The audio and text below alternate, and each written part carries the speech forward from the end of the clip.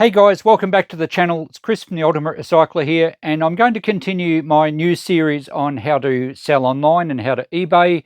Thanks heaps for some great comments on the first one. I didn't know how it would go. I just thought I might as well share it because it's what I'm doing a lot as I'm selling, and I sell online because not everything goes well in the shop. The shop's more of a way to get rid of the bulk of the low value stuff, and better things I find I do quite well online. Now, a lot of you said that you either haven't done eBay or you haven't sold online before and you're really keen to learn, or you used to and you're not up with the current goings on and what's best.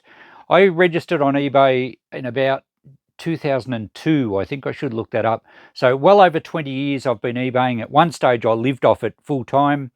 It's changed a lot along the way. So I've formed my own methods, and I use it as a tool to go with the shop, and also Facebook Marketplace as well as a handy tool for liquidating things, as I mentioned in the last video. So we're going to go through, perhaps in this one, I'm not going to have a structured playlist like part 1, this is how you do this, part 2. We'll just go, I'll probably make it up as I go along. We'll have some tips and tricks and things as I realize as I'm talking. And I thought in this episode we'll actually put something on eBay and you can see the process. Now, I don't have a shop on eBay, you know, the whole heap of buy it now listings. I used to call it a shop. I don't know if they still do. I've never had that. I've only ever used eBay as pretty well as an auction, but I do now use it with buy it now prices, but I haven't set up an actual eBay shop or anything like that. So I'll show you how I list things. We're going to start with what I pictured in the last thumbnail, these indicators off a 1970s Honda motorbike. Now, I think these should go well on eBay, and I say that in my normal videos, this will go well on eBay. Well, you'll get to see exactly what actually happens. So in this episode, we'll list these. I've just done some photos. I'll show you those. I'll show you how I took the photos. I just use my phone. I don't have a GoPro or anything special. I don't have a photo booth. I know some professional, shall we say, eBay sellers are well set up with their processors and their photo booths, and they often have thousands of items on there. I don't kind of work that way, and I'm probably more like some of you that are just cleaning out your uncle's shed or your parents' stuff, or a collection of your own that you've had for ages, or you might like to make a few bucks and go to garage sales and pick up some treasures. Well, the way I sell on eBay is probably the way that would suit you the best. So let's have a look at what I'm doing here for a start, and then we'll hop on the computer and actually make a listing. So I've just done some photos here, and at the moment I just use a piece of plywood. It's a fairly light coloured timber plyboard with a little bit of a backing. I don't worry too much if you can see, you know, a VHS player or whatever it is in the background. It's people are looking to see what item they want to buy. If they want a sticky beak in my shed, well, that's fine. But I'm not going to go to the trouble of setting up a proper photo booth. I find that natural light's sometimes good. Certainly you don't want sunshine because you get too many shadows. But I find I do a lot of photos here in the shed because I've got fluoros all around the shed. And if you don't sticky beak in my messy shed, there's fluoros up the top. And I also use this big ring light here. And so it gives enough shadows to give the item depth. So I think sometimes when you have lights from all different angles, it takes away some of the 3D-ness of the item. And it's particularly important if you've ever tried to photograph a bottle. You need to introduce shadows, otherwise it's really hard to show up the embossing. So I've just done, I don't know, about a dozen photos here, all different angles. I did find a spare lens that I'm going to throw in with it. Now this lens has a little bit of a bruise and a slight fracture. I've tried to photograph that. I've picked out all the faults. So one thing, if you're going to be an eBay seller, you want to get a good reputation. You don't want people disappointed. So I've photographed as best I can. There's some bit of surface rust in the brackets there. I photographed both the lenses to show, you know, there is a little bit of scuffing on them, and it shows up in the photos. I did also do a photo of the top to show that they're the genuine original Japanese-made Stanley lenses, so they're not an aftermarket lens. And I do have to do one photo with the lights actually going, because that will show people that they look good when they're on, the wiring is okay. So you try to be as comprehensive as you can with photos. You don't need to go to a lot of trouble. As I said, I've just taken the photos on my phone, and phone cameras these days are pretty good. It's all you really need for eBay. And I've just rigged up a battery charger to show with both lights working. It looks pretty cool, doesn't it? So that'll make a good photo. So let's hop on the computer and have a look at my eBay page, and I will, in all these videos in this series, I'll keep you updated with what's going on my eBay page, so you'll be able to follow auctions along and see the results.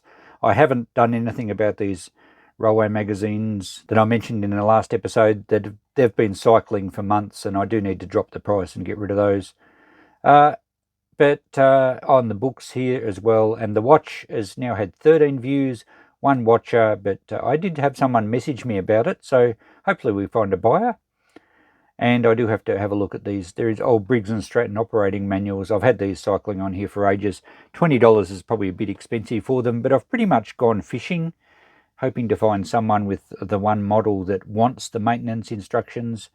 And, maybe you might just click buy it now, and the bottle I'll have to take off. Anyway, we're not here to look at those, but I will update you on my listings each time we do an episode. Now, we're going to list these lights for sale. And for a start, if you're not registered on eBay, you have to register an account. And it's important to build up some feedback. Let's have a look at my feedback. I've got 1726. I haven't listed a lot in recent years, but at one stage in my life I mentioned that I lived off eBay. 100% feedback is very important to try and maintain. Accurate description, 5 stars. Postage costs, 5 stars. Speed, communication. Critical to look after your buyers to get the best prices, because it builds buyer confidence. And I've had some great feedback. Even the guy that picked up the radio transmitter just last week, seller was positive and accurate and very professional. They value added. He actually bought something else from the shop while he was there, so that was kind of nice. But people, have left great feedback because I'll go out of my road to look after them. And sometimes it has cost me money. If it's a matter of someone not being happy, no questions asked, I give them a full money back guarantee. And if I lose a bit, doesn't matter, I keep a good reputation. The people that get all steamed up about losing $5 or $10 and end up with negative feedbacks, that's not doing your sales any good at all. All right, so let's get on to listing these lights. So we'll go to the sell section. And the first thing I do when I'm going to list something, well, before I even get to the stage, I guess, of taking photos, is I research it. I see what's out there, see if it's going to bring much money. So let's just open another page here. eBay. And let's search Honda. Now, I think it's off a CT90 or a postie bike. What we call them indicators. You've got to be careful with searches because it depends what sellers use in their titles. But we might get, here we go, we've got some, these are brand new, they're going to be like reproduction type ones, and they're pretty cheap to buy. All right, but a lot of people out there that are doing up a bike want the originals.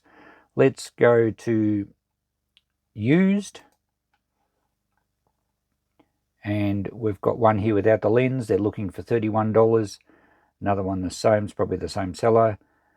And these may not be, they've listed Honda, Yamaha, but they are saying Stanley, which are the original light manufacturers. So there's no there with the lenses. But people are asking a bit for them. Let's go to completed items. Now, I've already done this. That's why I know that this is likely to be worthwhile selling.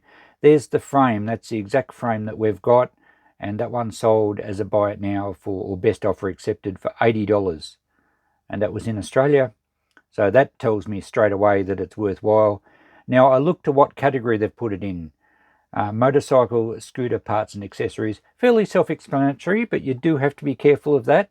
And something that pops into my mind now that I should mention to you, I've seen people list parts, for example, for a tractor or a good motorbike or a car, and they've listed it in the actual motorbike or tractor or car category, which attracts a fee, a fixed fee, rather than a percentage fee on your sale. And often it's actually the fee might be more than what you're selling.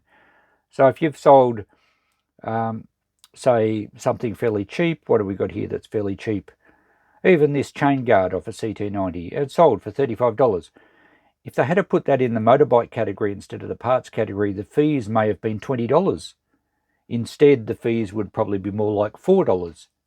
because it's roughly about 15%.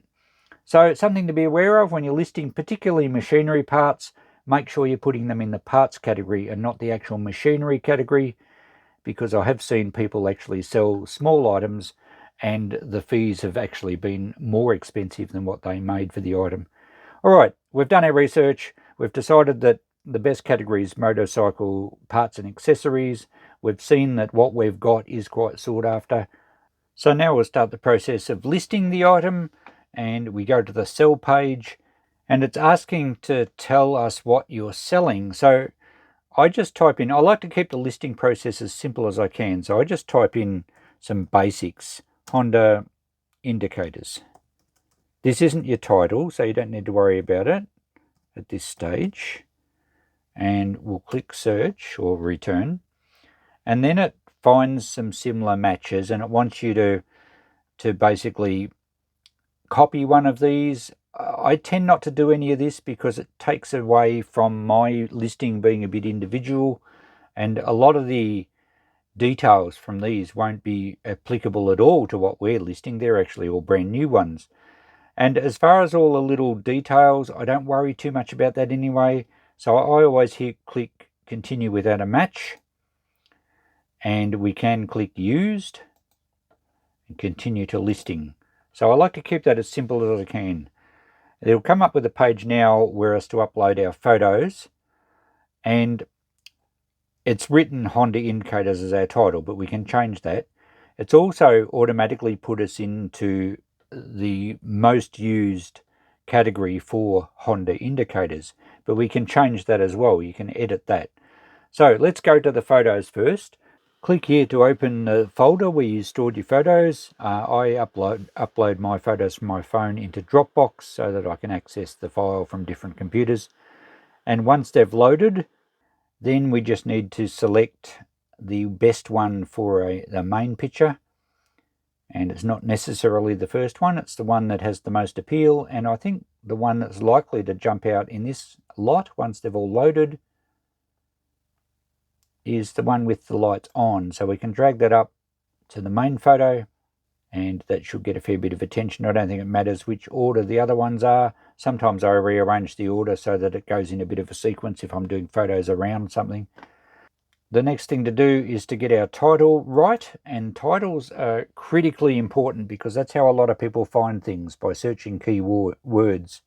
So let's type in a title where we can use most of our 80 characters, and we'll start with vintage 1970s Honda CT90 postie bike, possibly CT110 as well. So let's put that in the title because people are likely to search model numbers.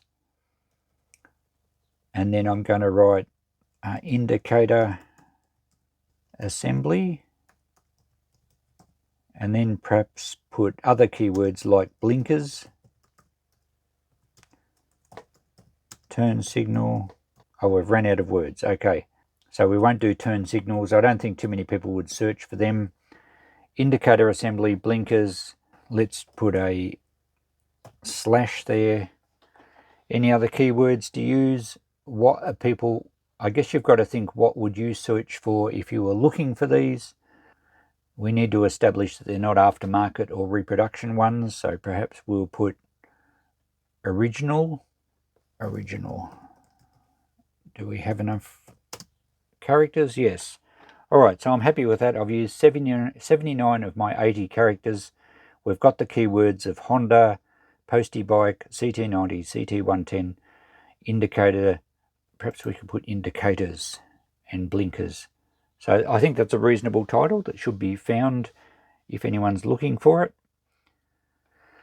I don't like to list all the little item specifics, and I don't think too many people really search via item specifics. Now, our category, we need to get that right. So let's edit that. So it's suggesting motorcycle, scooter parts and accessories. If we click on that, we can actually fine-tune it. I think we can do better than that category. And here's the cars, bikes and boats category. You don't want to select that because that's for selling complete cars, bikes or boats, and they have a fixed fee. as I mentioned before. So down the bottom here we have vehicle parts and accessories, and we're going to scroll through the options now. Here we have automotive, boats, cars, motorcycle and scooter parts would be the one. And now we can narrow it down further. Electrical, perhaps. There should be one for lights, lighting and lamps. And headlight assemblies, indicator assemblies. There we go, that's our category. Now, not everything you sell will have an exact category for it, but in cases like this, there usually is. And if you're selling parts of machineries and parts of cars and things, there's nearly always a pretty accurate category. Item specifics. Now, some of them are required. So the brand is required, that's fine. We're happy to put Honda in there. So we select that. I don't usually put any of these in. It's already pre-filled indicator assembly, that's fine. If I knew a part number, perhaps, but I don't usually worry about this too much. I usually leave most of these blank. And another thing I leave blank too is the condition section, where it just says used and it leaves you a spot to fill in the condition. I like to put that in my description. Okay, so give me a minute and I'll write out something and I'll show you what I've got. Okay, so here's what I've written out. A few things with a description.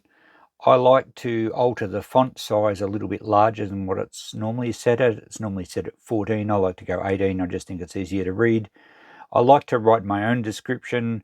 You can use AI's description nowadays, and you could click on this button down here that says use AI description, and without writing anything in here, AI will write a description based on what you've put in your title and what other specifics you've added here. And it throws in really cheesy things like, be sure to add one of these to your collection today, and all sorts of other stuff that the more I read it, the more I don't like how AI writes. So I like to write my own. Admittedly, you know, I'm quite comfortable with writing things, and I don't mind spinning a bit of a story, but I think people like to read something decent. I've seen many people on eBay that have written, I'll scroll down while I'm talking so you can read the end of it, not much more. I've seen many people write descriptions that are shorter than their title, and it's just a matter of giving buyers confidence again. So I've written everything here that I can think of that's important, what I think it suits, the surface rust to the chrome, the fact that the lights work, well, you can see that anyway. I stress that it is an original 70s piece. Always point out there's minor scuffs and bruises as expected. What I've done to it, I've just mentioned that I've cleaned it up and used a bit of aluminium foil to brighten the chrome. Postage Australia-wide will be actual costs. I don't charge anything for materials, or I always offer people pickup because it's handy. Well, I mean, it's nice having a shop and they come into my shop and quite often they buy other things. But if I don't have to pay postage on it, it costs me less eBay fees. And I will talk about that maybe in this video, maybe whenever I think about it in another one. But there's plenty to talk about with eBay. Right, so we're down to pricing. I'm not going to do buy it now. I'm going to do an auction because I really don't know what it's worth.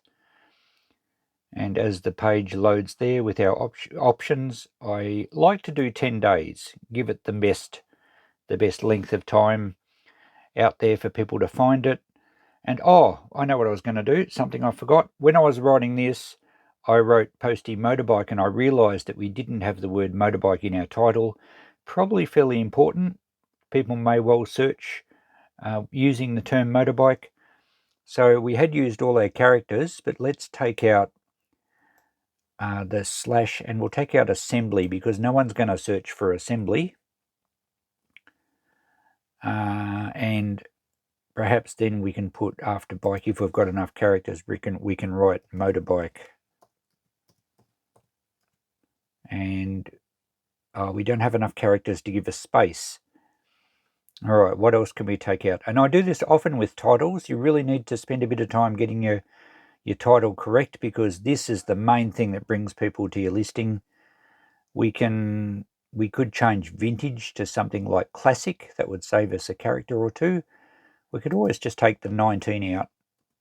and put vintage 70s Honda, and that'll give us room to put a space in here. We're at 79 characters, and I think we've got pretty good collection of keywords there to help people find it. All right, now that we've fixed that and we're happy enough with our description, we're going to do a 10-day auction. Starting bid, well, I valued it. I reckon it's worth 50 plus. So given that we're going to pay fees, let's start it at 60. So if it just gets one bid, we will get close to $50 back when you allow for fees. With potential, if more than one person wants it, it could go high, a little bit higher. It could go substantially higher. It just depends on how much they want it. I don't want offers. I don't want to schedule my listing, but you can schedule it to start at a different time. I'll put it on straight away. I like to start them in the evenings because then they finish in the evening. Now, postage, we're going to do calculated, standard parcel calculated, and that means there's a lot of options, and you can actually program in your own options. Sometimes I'll do free postage, sometimes I'll do pickup only. I haven't actually weighed it. I must weigh it because you need to enter this for the eBay system to work out the postage. It's not always entirely accurate, but it's usually pretty close. And the dimensions, I found a box that's the right size. I'll get the dimensions in a minute. We'll fill that out shortly. No other preferences. So pretty well that's all there is to listing something. And it doesn't cost anything to list unless you're actually putting a lot of items on. But they give you so many free listings each month, quite a few. And if it sells, you will be charged a final value fee, which for ease of calculation is around about 15%. But there is a point which I'll discuss in a future video about one of the reasons why I don't sell on eBay overseas anymore, and also one of the reasons I don't sell low value stuff that's bulky, because they do charge a final value fee percentage on the total figure, which includes the postage. So that can be a bit of a trap. We'll talk about that in more detail down the track. So we'll look at a preview in a minute. I'll just have to work out figures here for the postage, and I'll be back with you shortly. Okay, there we go. It's just over a kilo, so I've put 1 kilo and 200 grams, and the package dimensions, the box I found was 41 centimeters. You've got to remember this is centimeters by 30 centimeters by 8. And I won't package it up until it sells, because there might be someone want to come and pick it up from the shop to save postage if they're a local buyer, and I don't want to have to open a package that I've spent time packaging up. So I always find a box first, and then I just leave it unpackaged in the box until the auction finishes. So that's all we have to do. Let's look at our preview. And here we have it. The main picture looks great with the lights on. Look at the patterns that the lenses make on the wood. $60 opening bid. The auction will run for 10 days, so it tells me what day it finishes. Good idea to check the time and date that it finishes. I made the mistake recently selling the caravan that it actually finished on a Saturday night within a couple of minutes of an important football match finishing. So that was something that I overlooked. And I like to try and finish them in an evening, when people are home and they're on the computer, they're not at work or something like that. We've got the location right, because occasionally if I'm selling something from Motorola or somewhere, I might have changed that, and it's having trouble loading the rest of the page. I'll just quickly reread the description to make sure it all makes sense and there's no bad typos. You can go in and edit these until your auction has a bid, and if it gets a bid, then you can't change the description at all. You can add to it, but you can't change it. So if there's an embarrassing typo, it's stuck with it. Likewise, the title, you can actually change the title until it has a bid. Once it has a bid, you can't change it. Probably the same with photos. So that looks pretty good. Everything's okay there. So I think it's ready to list. I may as well put it on, actually. So we'll close the preview and click list. So it should be now live at 10 to 8 on Sunday evening. It says live, and I can click done on that. And there's our listing for our Honda indicator lights. So we'll see how they go. Next episode, we'll tune in and see if it's had a bid, and we'll see if this watch sells. So there we go, guys. I'm not offering pizza. This is the box I found that suits the indicator assembly, and you can see I haven't packaged it. I'm just going to leave it sit in this box until it sells. Hopefully it sells. And then if it does have to be posted out, I can then package it up, and I can also check that the postage estimation on eBay is correct, because sometimes it's a bit out of whack. So I can go to the Australia Post site, and I can actually punch in the details in there and the postcode that it's actually going to. So say someone buys it from the other side of the country in Western Australia, postage would be fairly expensive. I can quickly go on and check that it's right, and if it's not, or if I can make the package a little bit lighter or something, and it does work out that the buyer has paid a bit too much, I'll sometimes put a bit of change in the parcel just so that they get, they're only paying the exact postage. And it might only be $1 or $2, but I always like to do that. It gives me good feedback, and people appreciate that I'm an honest seller. So that's the process for selling these. All we need to do now is sit back and wait for the bids. Next episode, I'll let you know. I'll probably do another one of these episodes before that finishes. So we'll have a look at how it's going. We might even watch the end of the auction if it's got a lot of watchers and it has a bit of interest. I don't expect there'll be that many people after it, but look, it might make $60, $70, $80, $90. I don't know. We'll try it out. Thanks for watching, guys. Catch you in the next one. Bye for now.